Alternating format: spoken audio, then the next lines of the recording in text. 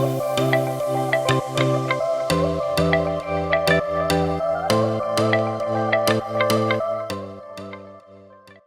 and welcome. I'm pleased to welcome Tasneem Allana, who has more than 2.5 decades of experience as a wealth manager, consumer banker, and business banking, and in some of the best private sector banks and multinational banks. This girl is an MBA in finance, and she is also a certified financial planner. And I wanted her to give you tips about how to manage your money better. Welcome, Tasneem. Hi. Thank you so much, Mandeep, for having me on board and being a part of the discussion. Thank you so Uh, much for making time for us today.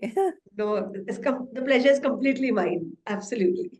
Nasneem, how about, I mean, this whole change about leaving a plush corporate job and then suddenly starting on your own? When did this happen? This happened very recently, actually, probably 6, 8 months back, when it's been playing on my mind for quite some time that should I now kind of start on my own? Because to take you a few years back, or rather 2.5 decades back, I had started my career with wealth.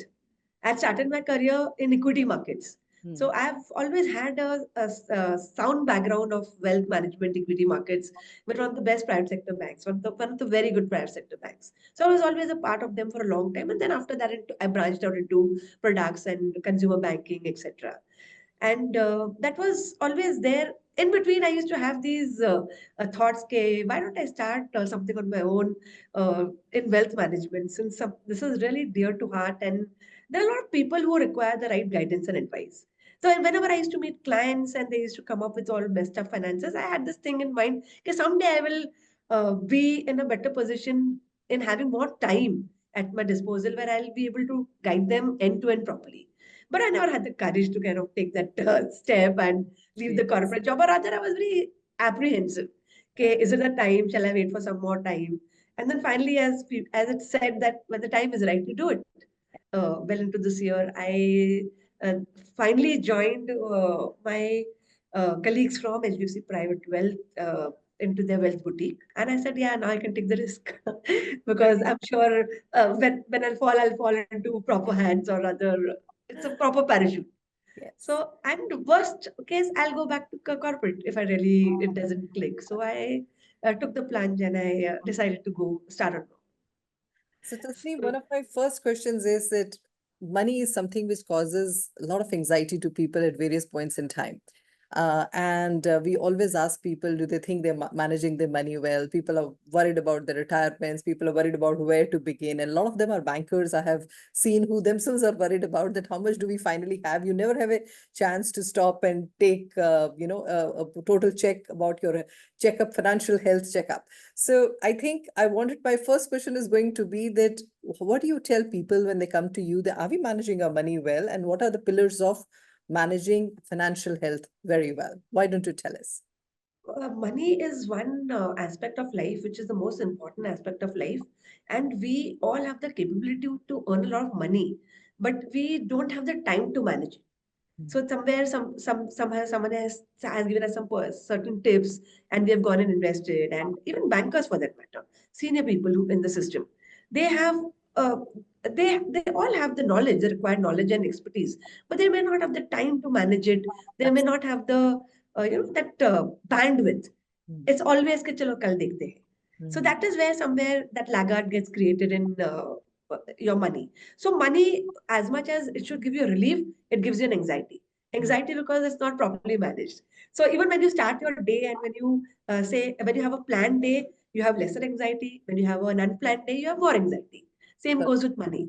So if you plan it properly, like if you're at the start of your financial journey, when you're say around in 20s or 30s, you start well, then the journey gets easier. And even if you're later in later parts of life, you start somewhere, it's good enough. But one needs to start, and one needs to have a planned and a very proper start, a well executed start. That is only when the journey goes ahead properly. So here I come with, I always like to tell people about these five ways in which you can have a more planned and a more structured finance. Okay. So you start basically with creating different accounts. Mhm. So I've seen a lot of people who are very haphazard. So they'll have good amount of salaries coming into their salary accounts or their income account, whether it is through your salary, through your income, through your house rent, through your interest, dividend, whatever it is. And then from there they start spending the money.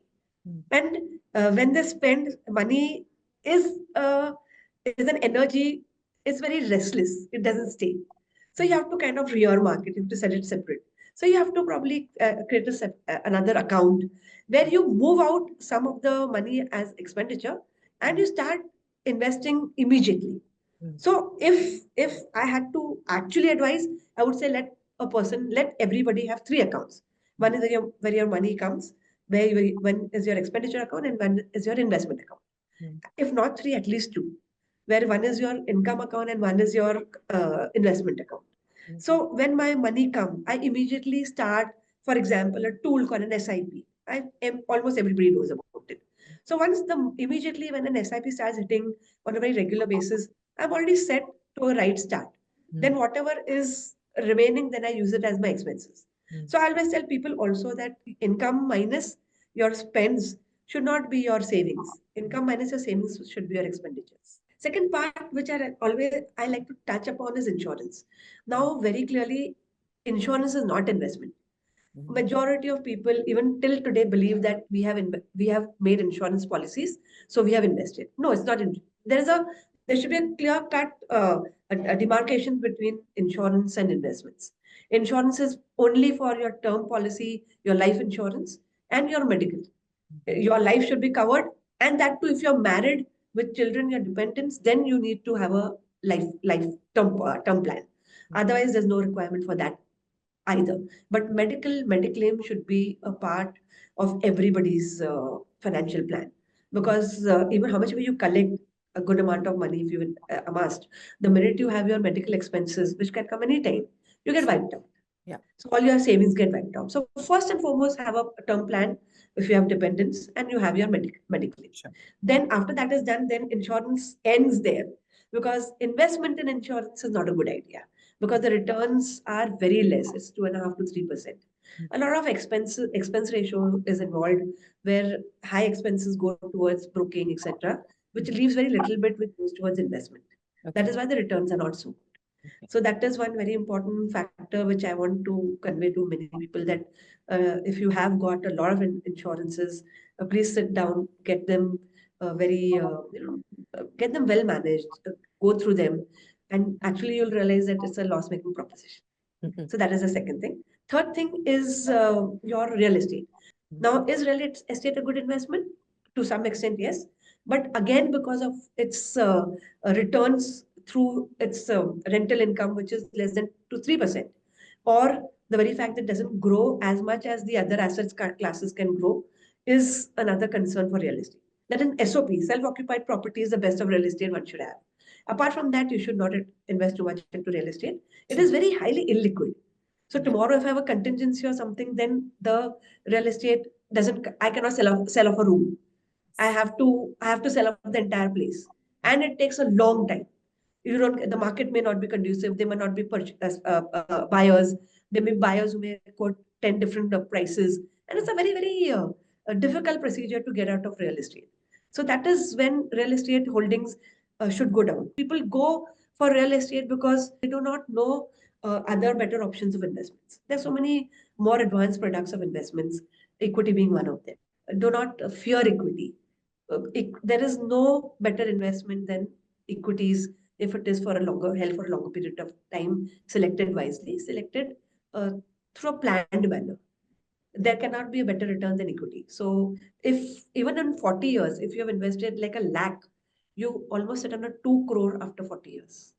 That fast equity grows because of the power of compounding, which I call eighth wonder of the world. I think most of us can relate to it. It's the eighth wonder of the world. And before we go into all this, I would also like to just touch upon one very important part, is that when I do financial planning for people and when I advise people, they have concern. Okay, once we start investing, then what if there's a contingency? So I just want to touch upon this contingency as a part of this sound financial planning, is that you 6 months to 1 year of your monthly expenses should be parked in an FD or a liquid fund. Mhm. for contingency. Mhm. So tomorrow, if there's a job loss, if there is something which doesn't go as per plan, you have this fund parked, and you can at least have a good 6 months where you can get your job back, or you can apply for something else. You can have another source of income. So Correct. that is one part of its contingency. And another thing where which also is very important to mention as a whole aspect of financial planning is loan management. Mhm. Now I see a lot of people also getting into a huge game of loans. One loan set taken to set the other off. Mhm. That is so difficult to come out of. It's like a vicious circle. Ritual, yes. Yeah, one leads to the other. You take a home loan. To pay off the home loan, you pledge your gold. Then to free your gold, you go high heavy on credit card. Okay, ठीक है, चलो. Because everything is done in a very haphazard manner. You're not realizing. So you are feeling that you will salvage one loan with the other. But Mhm. that's only a trap. It just builds up into a trap. And of course, the last part which I would like to touch upon is a goal-based financial planning. Goal as in life, the minute you start living life, you have various goals like purchase of a house or going for a dream vacation when you're in your early 20s. Then your 30s, you have your own marriage and you have your children. Then growing up later in the early 40s, you have the children growing up. When you're around 50, you have kids getting married. And then after 60, you have your own retirement, which is the most important part of your life. So how you have to do your financial planning is that your income should start filling all these boxes. So you start putting your box, you tick mark your first box, which is my house or my vacation when you're in your 20s. Then you go to the other goal, as I mentioned, a child's marriage, a child's education. Then you tick mark a child's marriage. Then if there are parents, elderly parents, even there's a lot of expenses which get incurred even for them. So you start preparing and financial making very structured financial plans, and there are very proper structured financial products available where you can make proper plans which will fulfill all your life goals and tick mark all your boxes, make money enough to pay for all these life goals, and also leave money enough to have a very comfortable retirement. So you have to plan these phases of life. It cannot be random. It cannot be haphazard. It cannot be one fine day I'll do it. हाँ अभी तो हो रहा है कर रहे हैं, कल देखेंगे. No, it has to be very well planned. It has to be very well structured.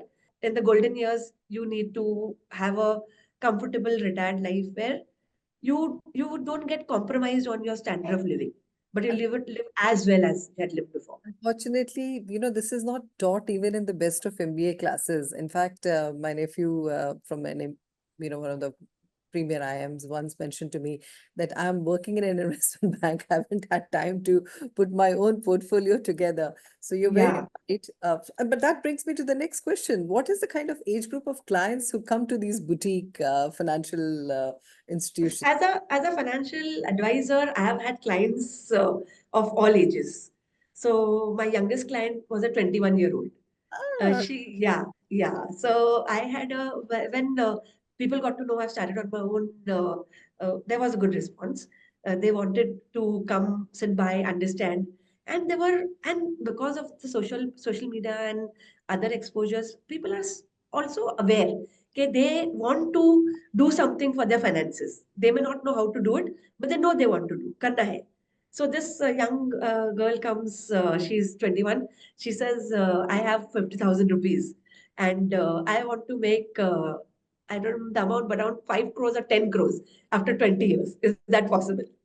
So I made her sit down, made her understand that whilst a lot of your goals and dreams are possible, they should be realistic. So mhm. if you have realistic goals and dreams, and if you invest rightly at the starting in the right manner and take it through the entire journey of compounding, as I have explained a little earlier, it's very, very possible. I'm not saying any random figure, it should be realistic, but you can have like to come to an example here to make it clearer. If you invest 25,000 rupees over a period of 25 years, Mm, at the end of that period, you will get a 5 crore. mm, Okay. And I always encourage people to start investing as early as possible, start investing systematically. And after a year, topping it up by at least 10%. Because we also earn more. We don't go back in our salaries. We only start making more money. So we have to exactly justify our investments and do justice to them. Okay, I'm making 10% more or 5, 7% more. So I will increase my SIPs, my plans by that much more. So Okay. if you increase the same amount by 10%, this 25,000 rupees year on year for 25 years, you hit 8 to 10 crores after that, after 25 years. That strong is, it is power of compounding and the right planning. Tasneem, what about women who have perhaps not been very organized in the beginning and suddenly find themselves, on the late sides of 30s and touching their 40s, like most our members are. And then they realize that, listen, I need to be, how do I secure my future, my retirement? When can I, take all these calls? What do you suggest to them? Yeah, so I would suggest that earlier the better, but of course, but it's never too late. So the minute you realize that you have not put your goals in place, or you've not collected enough money for either your goals or your main purpose of working for so many years, your retirement, you start. You immediately start. You start systematically. You start not by random investments. कि चलो अभी मैं उठ के I'll start googling कि अभी मैं क्या कर सकता हूँ, where can I invest, and then I start investing. Investments and investment planning is very scientific. It is very it should be a very disciplined approach, a very planned approach. It's not Mhm. a random approach.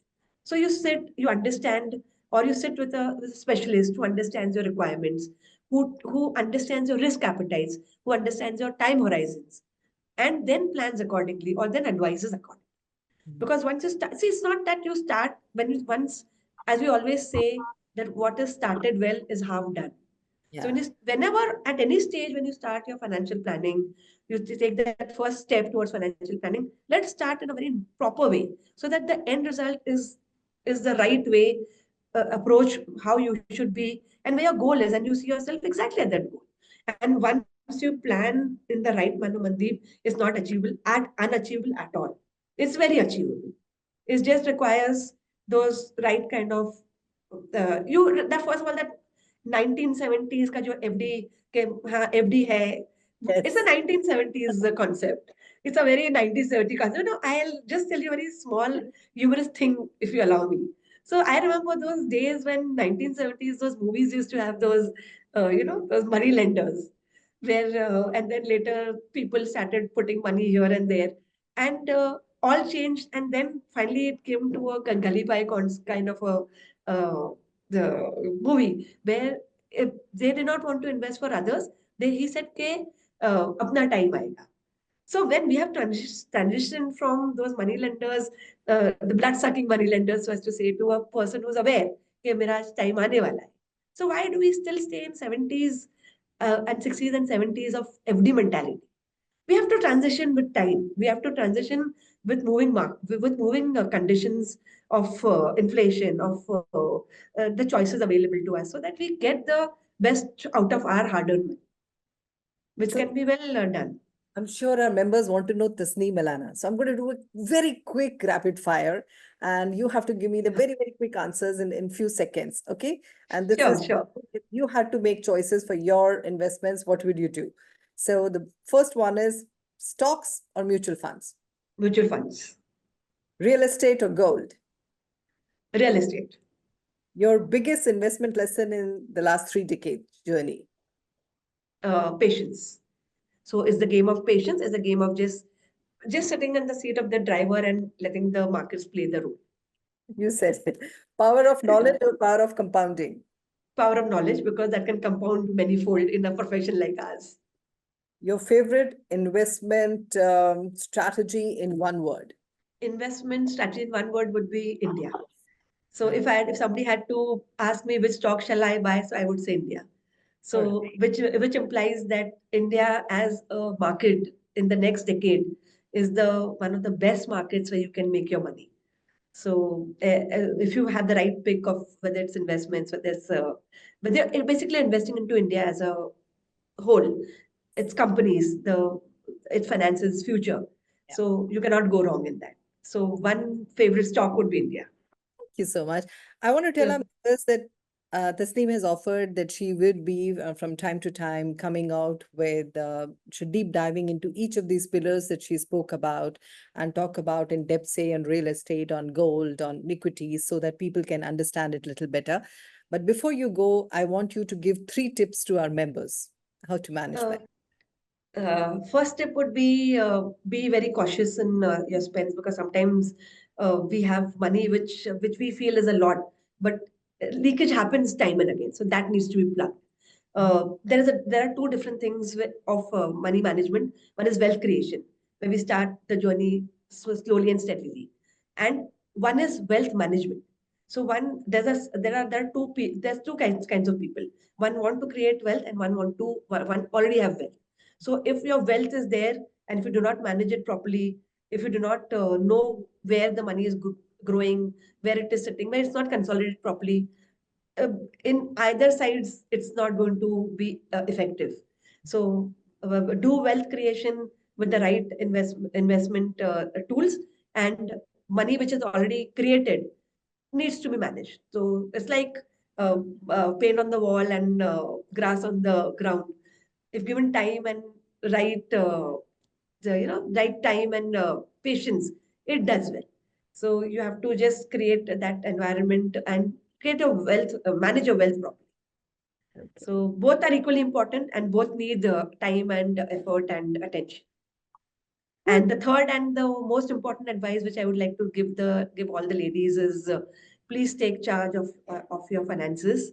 I see a lot of people who have given the reins in their father's hands, husband's hands, brother's hands as advisors, which is fine. They're all very trustworthy people, but please also be very uh, aware of where these investments are going. And if, like, in case of I would want to say it very candidly, but in case if there's a divorce or something, it gets bitter. So at all points of time, you must know what assets are there, whether those assets have been only created in the name of your husband, or are you also a holder. So don't just be absolutely blind towards your own money.